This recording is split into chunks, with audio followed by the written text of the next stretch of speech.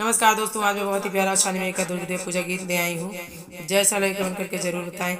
आंगने चौकी चढ़ी बैठी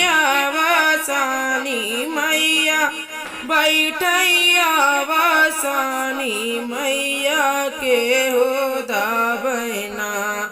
माई के कुसुमी चरनिया हो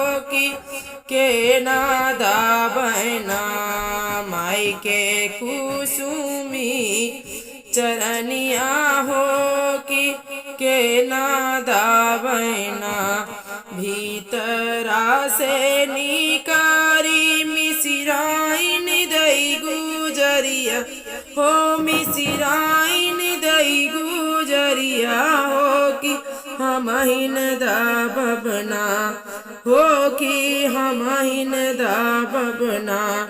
माई के कुसुमी चरनिया हो कि हमहिन दा बबना, माई के कुसुमी चरनिया हो कि हमहिन दा बबना। दाबतई दाबत मैया बीती गई पहरिया हो कि बीती गई पहरिया हो कि फेर देती ना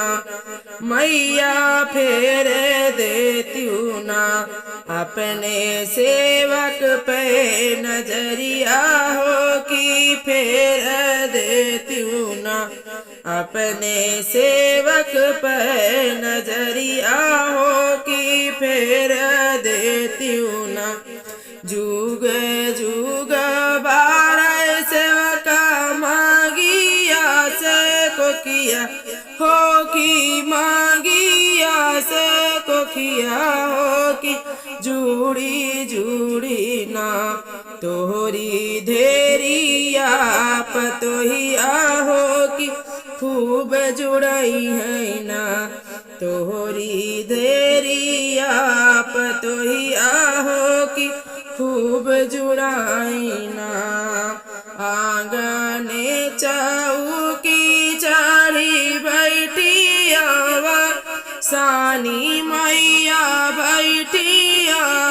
सानी मैया के हो दाबना, माई के कुसुमी चरनिया हो कि के हो दाबना, माई के कुसुमी चरनिया हो कि के हो दा